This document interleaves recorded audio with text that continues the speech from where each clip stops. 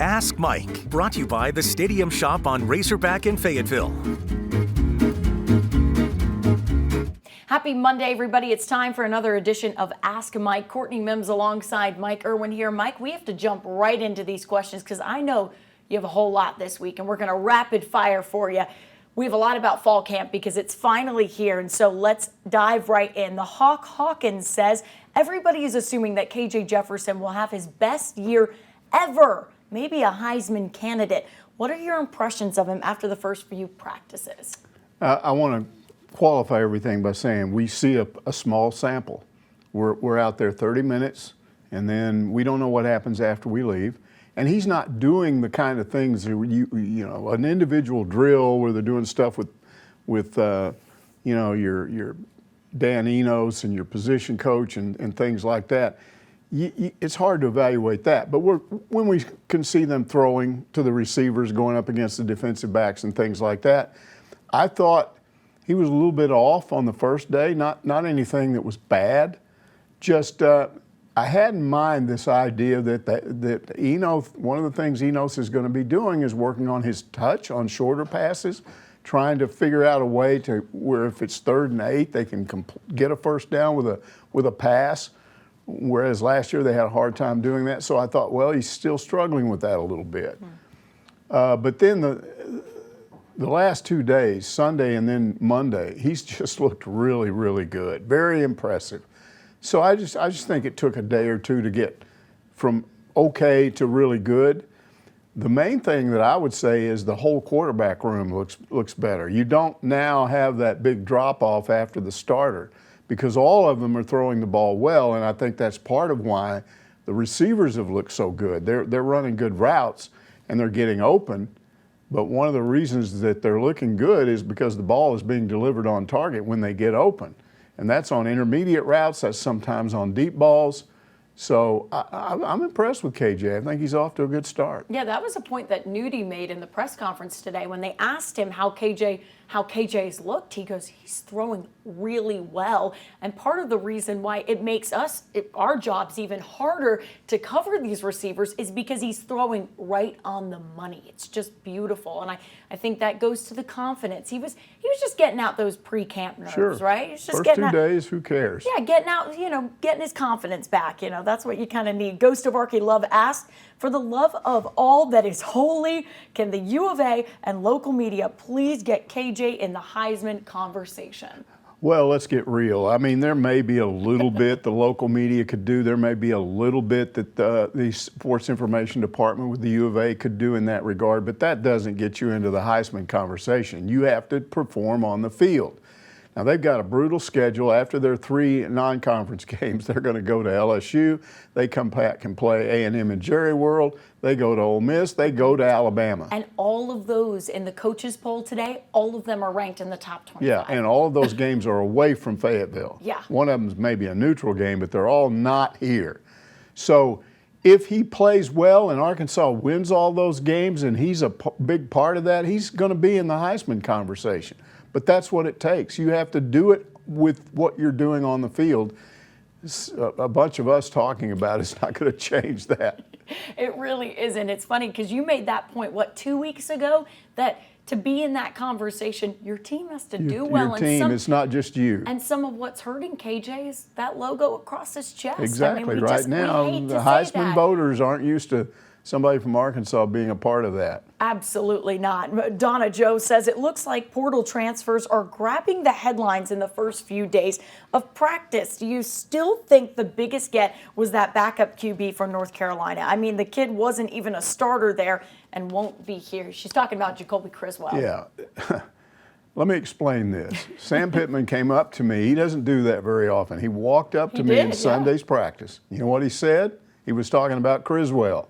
Why is he doing that? If this guy is not really that important, if he wasn't that big of a get through the portal, why is he's not talking about anybody else. He's talking about that guy and how happy he is and how well he's throwing the ball. Now, why is he doing that?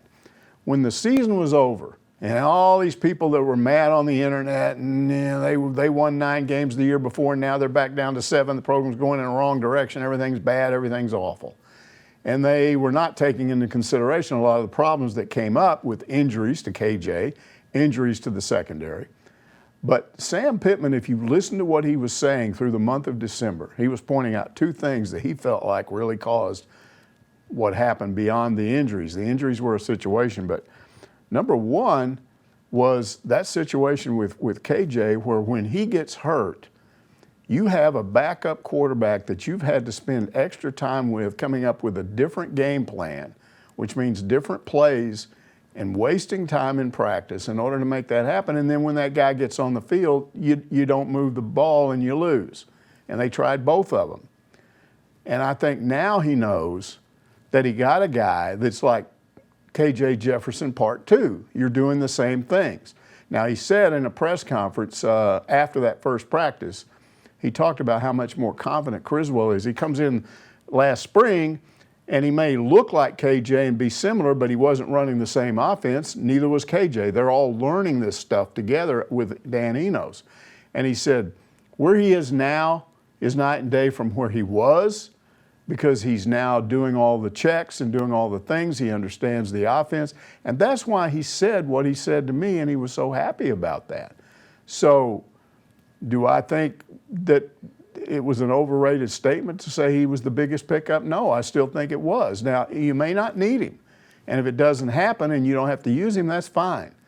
But knowing that you're not in the same situation you were last year if KJ gets hurt, I think that's everything. So you still think he's the biggest portal get? I think he was the biggest one. There were a bunch of them, but Sam Pittman's not talking about anybody else when he comes up to me. He's talking about Criswell. That ought to tell you something. Yeah, it definitely doesn't. He doesn't come up to most people during practice and just single out a guy. I can't remember the last time he did that. So come on, yeah, it meant something. Exactly. Hog Redneck asks, what do you think about the new strength coach? He sure is getting lots of attention. I'm not sure I've ever seen a press conference with a strength coach before. Okay, that was the other thing at the end of last year that he was pointing out. Oh, yeah. He pointed out we got pushed around. We weren't big enough, we weren't physical enough, and we weren't fast enough. So they changed strength and conditioning coaches. So now you got a guy, and what do? You trot him out right off the bat, first day. Like after Missouri game, bye. But you bring in this new guy in right after that first practice, and it was one of the best press conferences I've ever seen. Why? Because he's up there quoting numbers. He's telling you that, Rocket Sanders actually gained weight but got faster. And he's giving you numbers in miles per hour. He's one of these guys that's right up there at 22 miles an hour. And he's listing all these guys that are doing that, and he answers very specific questions about very specific players. And you're getting the impression right off the bat that what Sam Pittman said was true. This team was not physical enough, was not big enough, should have been where they are now last year, and they aren't. So now what he's saying is this is where we are now. And I was just talking to some people about Rocket, and they're saying, I'm watching him in that press conference, I'm thinking, why didn't he take his shoulder pads off? Oh, wait, his shoulder pads are off. Yeah. That's his body, guys. That's his body. He gets up, and he's standing next to Pooh Paul, who's a linebacker, and he's bigger than Pooh Paul. Yeah. He's a running back. Yeah. This is impressive stuff. Look at Hudson Clark from today's press conference. I was shocked at how big his shoulders has got, his build. His puny and skinny he looked. His first couple of years he was getting results, but everyone's saying he's a wing row. What's the deal? He's too little back there. And that kind of stuff, you talk, when you listen to Hudson talk about it, they're like, how much has that weight gain helped you? And he's like, well, you can see how much different I am on the field when it's going to help me make those tackles. It's going to push me a little harder. It's going to push me further. I think that's huge that this is the results that Ben Souders is getting. And we're all seeing that. It's amazing. So I think it was a stroke of genius PR genius to put him out there.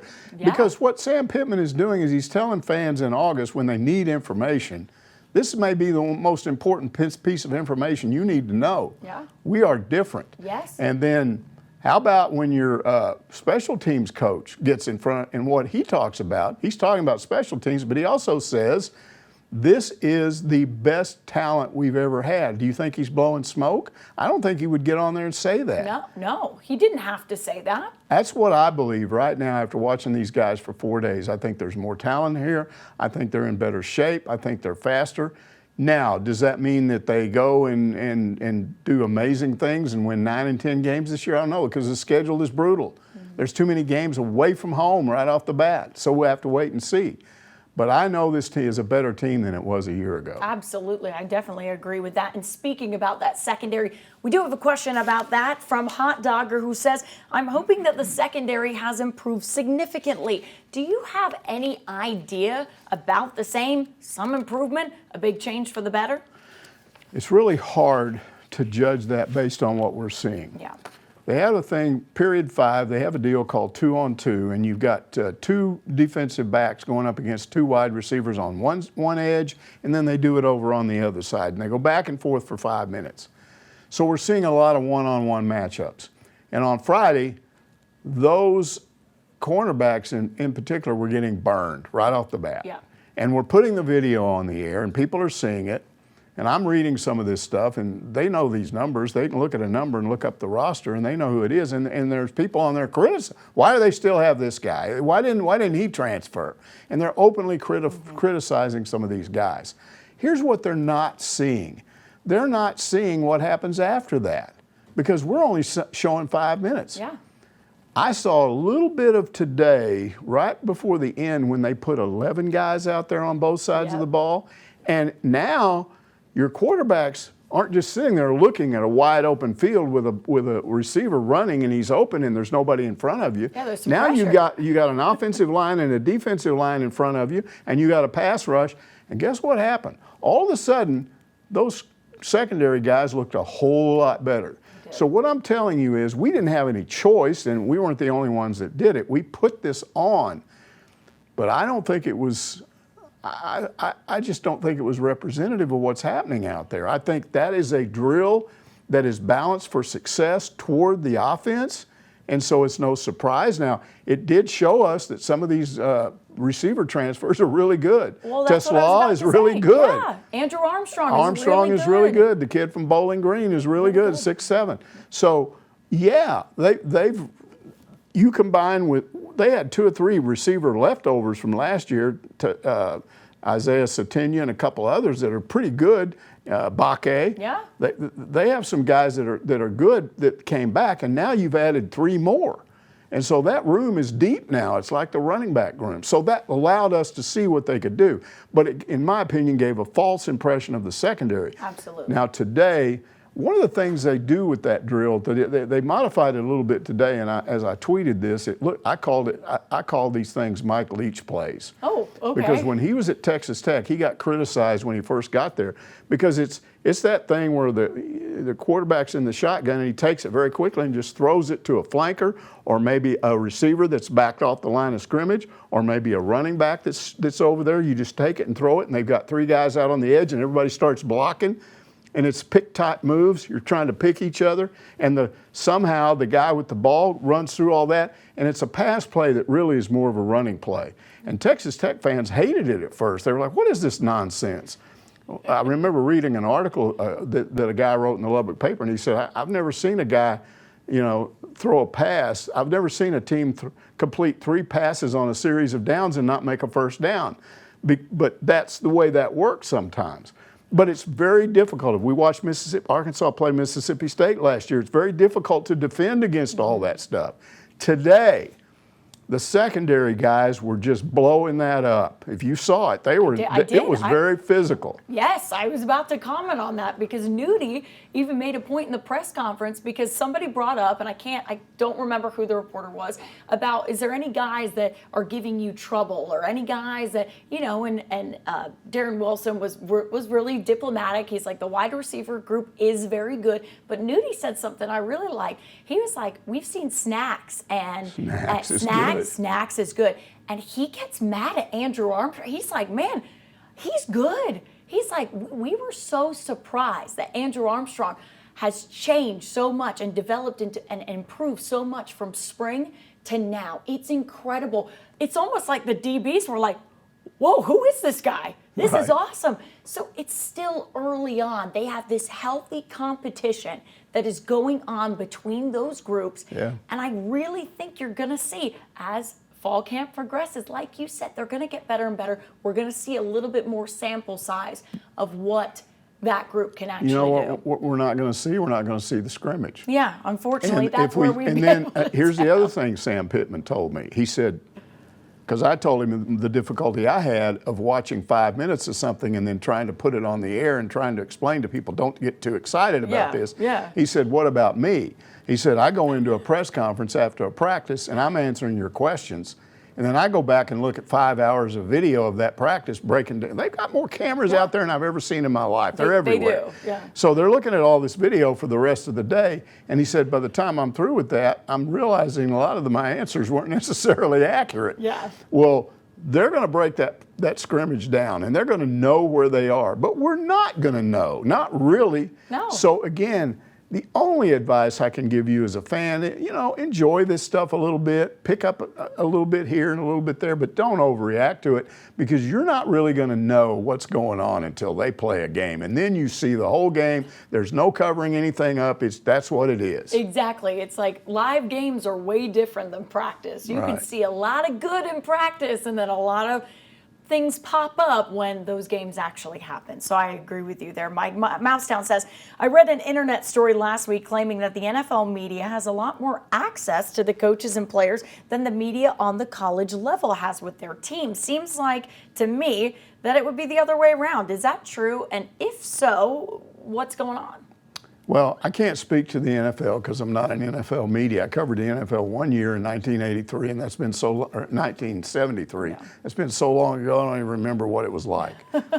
I've been told, I've heard, read somewhere, whatever, that the NFL owners a few years ago realized that the NFL had an image problem. They felt like the media could help them with that. So you got to suck up to these guys and give them more stuff to get them to help you. If that's what's going on, I don't know. What I think is happening with the media that covers college football, I think it's all about social media. Yeah. I think that's why they're getting more and more restrictive every year. And we just gave a good example. Because let's say you're one of those defensive coaches and you understand that drill we talked about is balanced toward the offense. And you understand that you're not really getting a fair rep. Well, they're out there watching that and they get that. At one point, Travis Williams started telling those guys, look, you're not going to stop them all the time. What we want to make happen out here in this drill is we want you to make them earn it. And so as long as you don't just give something up, as long as they made a play or did this or did that, it's balanced toward them, so we're not worried about it. So they know that. But now what happens when that gets stuck on TV and you go onto one of these Rivals websites or 247 and you see this video and you see this guy get blown up and everybody's ragging on him, why is he still here? If you're his coach, you're mad about that, right? Because you don't feel like that's fair. So guess what has happened the last 2 days? That drill is no longer shootable. Yeah. We got told you can't shoot that anymore. Yeah. They didn't explain why, but I think I know why. Yeah. Those coaches got tired of those players getting picked on by fans who didn't understand what they were looking at. Yeah, I think you're exactly right on that. To talk about the NFL a little bit, just because I covered it, 4 or 5 years ago now, so I don't know if it's changed since then. I have friends who cover teams in the NFL and do get a lot of access to the players and coaches. I just remember them when I covered the Jags, they would just let you in the locker room and they would say, whoever you want to grab, whoever you want to go talk to. Yeah. And it wasn't restricted. You didn't have anybody hovering over them. You could ask them whatever you wanted. So I think part of what's happening here is those are adult men. And that's what I was going to say. And people are going to come back and say, yeah, but these days the college guys are pros too. Not all. They're still college stage students. Yeah. I think coaches are more protective of these guys. Yeah, we don't get to talk to freshmen. Well, and just protective of them in terms of not making them look bad, trying to put them in better situations, protecting them a little bit in the showing of this drill. Yeah. We're not going to let you put that on TV anymore, making them look bad, because there's no explanation of why this drill really is the way it's conducted. It benefits the offense more than the defense, that they're at a disadvantage. It's not indicative of where we are right now.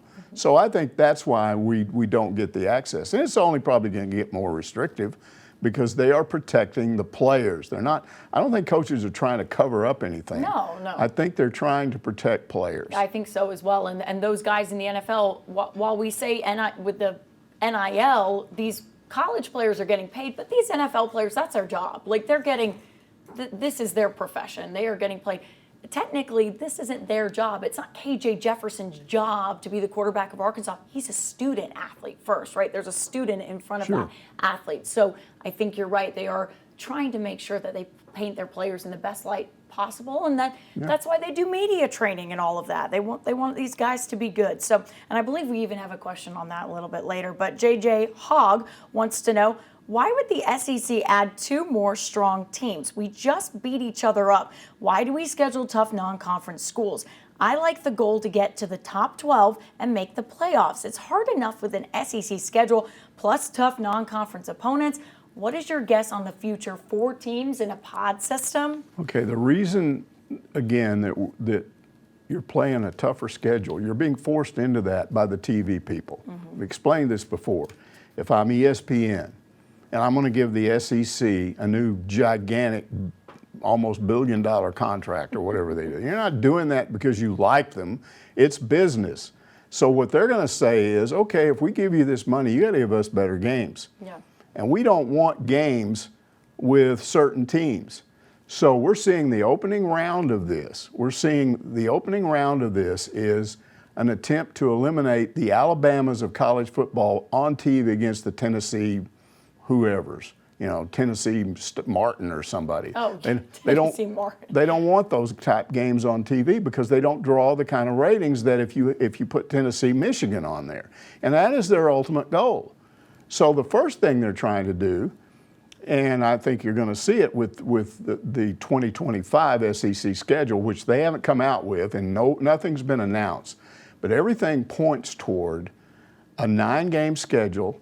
And if that happens, I'm told the pod system is out. You will have one permanent opponent that you play every year. With Arkansas, it'll probably be Missouri. And then the goal by Greg Sankey is we want every 2 years each team to play every other team. So in a 2-year cycle, Arkansas will play half the other SEC teams, and then the next year they're going to play the other half. And then they want you, at least in some of these non-conference games, they're starting off saying, encouraging you to play tougher. Like these first 3 teams that Arkansas starts off with, BYU is the only one they would be acceptable to them. They don't want you to play anybody else below that. Yeah. Because they're wanting to eliminate that. They don't want to put those type games on TV. So the first teams that get pushed away are going to be the mid-majors. I don't know how they're going to exist. They've been largely funding themselves by playing Power 5 schools and getting $500,000, $1 million for a single game, and it's kept them alive. If those go away, I don't know what happens, but the networks aren't worried about that. Yeah, they definitely aren't. It's going to be interesting to see how they do it, because you say Missouri is going to be their permanent opponent. I guess that makes sense because that's their rival. I don't know that. It's just going to be interesting because you're going to fill the schedule with SEC opponents, right? You're just going to have a way tougher schedule. It's already tougher with 9 instead of 8, and then they're going to encourage you to play another Power 5 team, other Power 5 teams for your non-conference games, because again, they've got negotiating power. If ESPN is going to the SEC and say, you want a huge contract to match what the Big Ten just got, $1 billion, you're going to give us something. We've got to be able to get more money for the ads that we run in those games. And I'm not getting money from watching Arkansas play Missouri State. Nobody wants to see that in Pennsylvania or whatever. Right. Yeah, you're exactly right. We'll see what happens, especially with this conference realignment craziness, and that is going to be our next question. Marty Bird's Proxy says, conference realignment, conferences possibly going out of business. Where are we headed? Can you see the SEC picking up a couple more major players such as FSU, Clemson, or North Carolina? Well, let's look. Greg Sankey said we're fine with 16 right now. Okay. That was before all this picking off of teams. Basically, before the Big Ten just completed the job they already started earlier to destroy the Pac-12. So let's look at what happened in the Pac-12. You got some of the top teams going to the Big Ten. The rest of them are just left to fend for themselves. I don't know where they'll end up, but that's not a Power 5 conference anymore the way it looks right now. Well, it's not. So, you think the SEC is now, let's say Clemson is sitting over here with Florida State and North Carolina and some of those teams, and they're saying, well, we got to do this too. Yeah. So they make gestures toward the Big Ten. What do you think the SEC is going to do? Well, we can't let the Big Ten grab off all these teams. They'll make all the money. So that's when you're going to see the SEC go over and say, well, wait a minute, Florida State. Wait a minute, Clemson. You geographically belong with us. So that's eventually going to happen. It's going to happen. Yeah. So, the fact that Sankey's saying one thing right now, I'm just telling you, it's a matter of time. Florida State's already announced we're going to do something. Nobody knows exactly what they're going to talk to Alyssa, and she's saying they may go independent and just do their own schedule, and just get money directly from networks for whatever game they play. But the point is, the SEC at some point they're mindful of what the Big Ten just did to the Pac-12. They'll do that to the ACC. Well, it's all about money because you bring up FSU, right? And we were looking at that story the other day that FSU, if they join the Big Ten or the SEC, they get 2 times the amount of money they do right now. It basically pays for itself of getting out of a contract with the ACC because it's just, why would you not do that? Why would you not try and jump conference if you can make that kind of money there? It's all about money. The TV markets love it. The TV stations. It's just a kind of a no-brainer. But you're basically saying we're going to have 2 super conferences. And the you're going to be the Super 2, right? And the not the Power 5, the Super 2. The conferences are doing it too because it's beneficial to them. Oh, absolutely. So that's where we're headed. Absolutely. I think we're heading to a Super 2. What you just saw happen to the Pac-12 is going to continue, I believe. Oh yeah. It's going to be, you're not going to have a Power 5, you're going to have a Super 2. That's what it's going to be. You're Super 2. Yeah. So all the teams are going to go there. Virgil Nix asks, do you think all this new realignment is the beginning of the end of old rivalries and the start of new ones? Sorry, that's his question. I apologize. Well, the one that's going away right now is Bedlam, Oklahoma versus Oklahoma State. And I don't know if that'll ever come back because I'm not sure you're ever going to see Oklahoma and Oklahoma State in the same situation, same conference or whatever. But we did see Texas and Texas A&M go away when A&M got into this conference, and now it's coming back. Yeah. So that's the only one, that I see that is going away right now. But you mentioned long term, and this is where it gets really scary. Because I think long term, the networks are going to continue to push for better games, better games, better games. Right now, they're just trying to knock off the mid-majors and some of these teams like Washington State that don't draw a big interest. But what happens when, for instance, the SEC, ABC, and ESPN start telling the SEC, well, Vanderbilt, come on, we want them. Mississippi State, I'm not sure about that. So at some point, the Big 12, which doesn't have a lot of good teams in it right now, but there might still be 3 or 4 they'd be interested in, they get siphoned off somewhere and all those teams are left behind again. And then the same thing happens to the ACC. And I think 25, 30 years down the road, what we may end up with is 32 teams, just like the NFL. 32 of the top teams that the network people have said, these are teams that if they all are playing each other, we don't have a bad game with low ratings. Doesn't matter who we match up. Now, what they'll have to do when they get there is they'll have to have an NFL-type playoff. There'll have to be more teams in the playoffs. Yeah. Because you can't play a schedule like that. The top 2, you've got 32 teams in there, and every team you play is a Michigan or a Ohio State or an Alabama or a Georgia. So when you do that, you're going to have losses. Even Alabama and Georgia are going to have losses, and you can't say, well, I don't know, 2 losses and you're out. So it's going to be more like basketball, where it doesn't really matter how many games you lost, or even if you won your conference. That might not even be a big deal back then. The whole idea is to get into the playoffs. So that'll be good for those teams. But who are those teams? Who gets pushed aside? 25, 30 years from now, does Arkansas, if they're not where they need to be, do they get siphoned off? I've already mentioned Mississippi State. What about Ole Miss? Do they get siphoned off? Yeah. Does Texas Tech get siphoned off? They've got a big stadium and good fan support out there, but they may end up on the outs. Wow. South Carolina may end up on the outs. I still think there are teams, traditional teams like Florida that will be there, Georgia will be there, Alabama will be there, Tennessee will be there, LSU will be there. A&M will be there, but who gets siphoned off? Yeah, that's a tough one because I kind of disagree with you on that because I think you almost can't, because you're saying like one super conference, right? What I'm saying is the networks, their ultimate goal is not to put a game on TV that doesn't involve a top level team. Right, but how do you decide what's a top level team versus, do you say take the top 32 teams that are in the rankings? These are the teams that, they can do testing on this. Okay. These are the teams that are recognized all over the country and respected by fans outside that area. Okay, if you say that, then Arkansas is definitely siphoned off. Maybe now, maybe not then. You don't know. Okay. That's what I'm saying. You don't know about any of the, if you're talking 25 years down the road, you don't know where you're going to be in 25 years. I feel like with one big one, that might be tough to manage and because do you put teams in, like do you make it like soccer where you relegate teams and then you bring them back in, or depending on their season? Here's what I ultimately think happens if this happens. I think you take all of those other teams and they're in a different level thing. I don't know what you call it. Okay. They're not with these guys. Can they move up? Can they move up, Mike? I don't know. I don't know if they would allow that.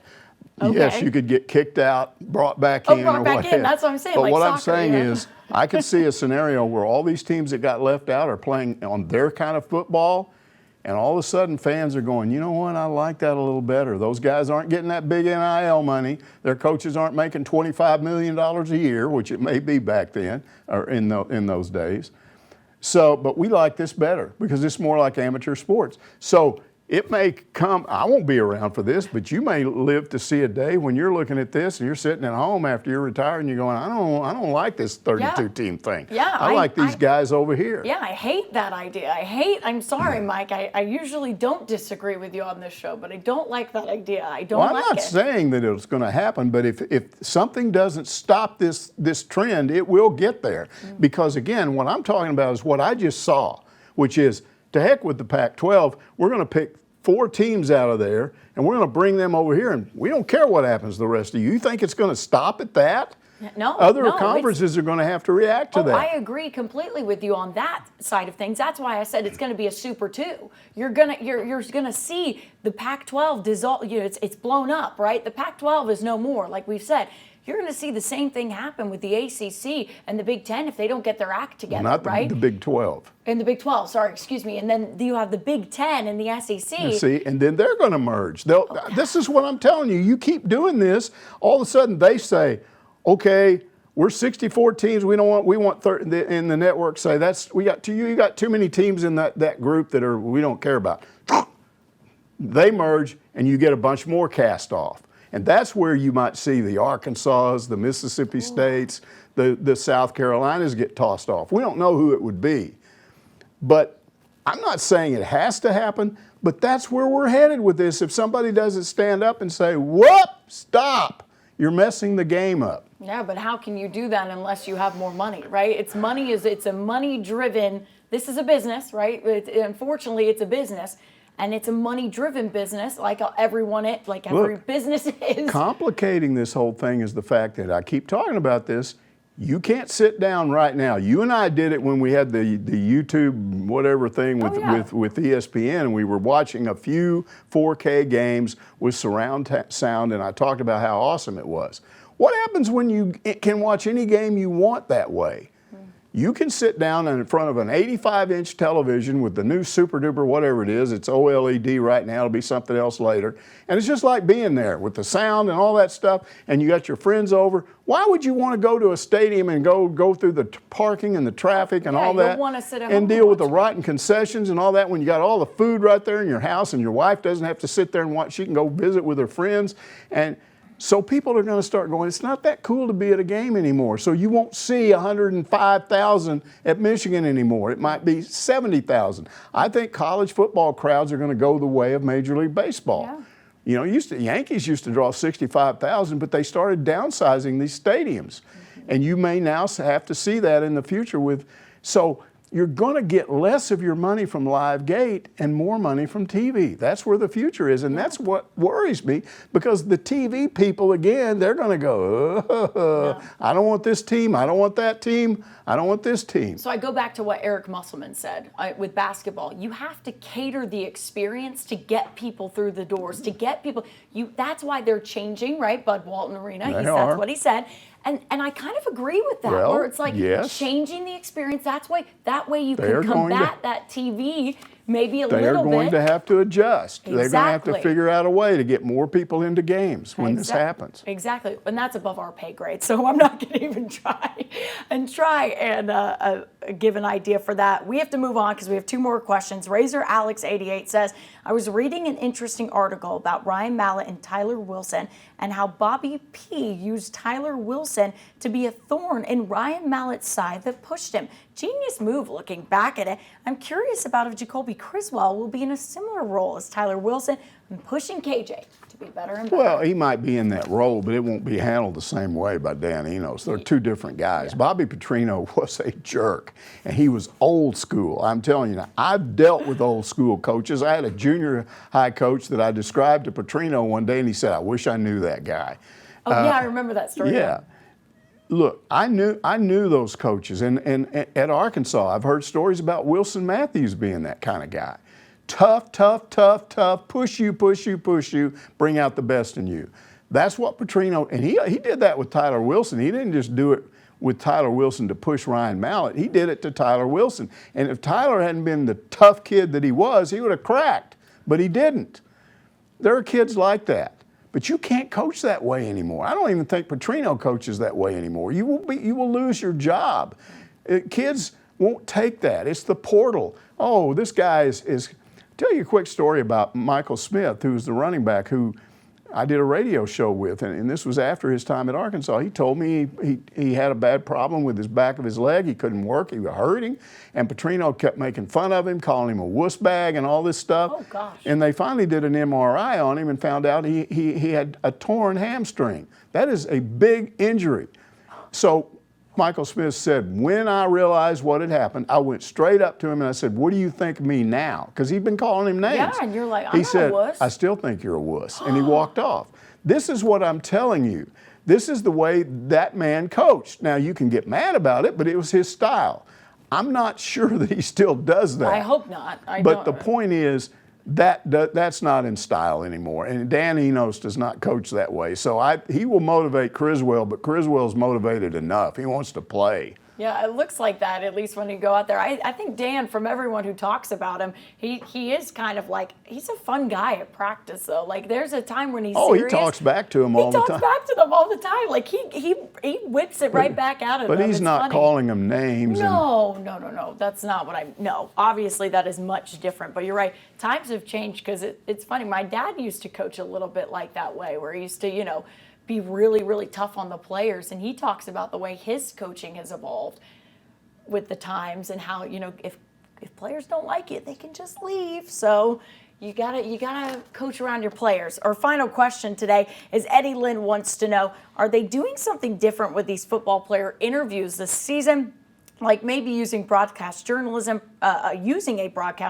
professor to work with them. I've been extremely impressed with what I've seen so far, both media days and at these after practice press conferences. I don't think they're doing anything different, but you're better equipped to answer that than I am because you watched the Hogs Plus thing where they talked about how Danielle Musselman helps with that, and then Kyle Parkinson, the SID for football, and the overall SID over there. I mean, he worked with those guys on media before they went to media days. Yeah, they did like a boot camp media training. It's on Hogs Plus, and it's really, really interesting because he takes you through everything, or he took the players through everything the media will ask, what you need to do, tips to make sure that you keep, have a fun attitude. The more fun you have, the better it will be. He really worked them through everything. He gave them like packets. They had like this many papers on exactly what to do and how to handle the media and how to be, how to be liked and how to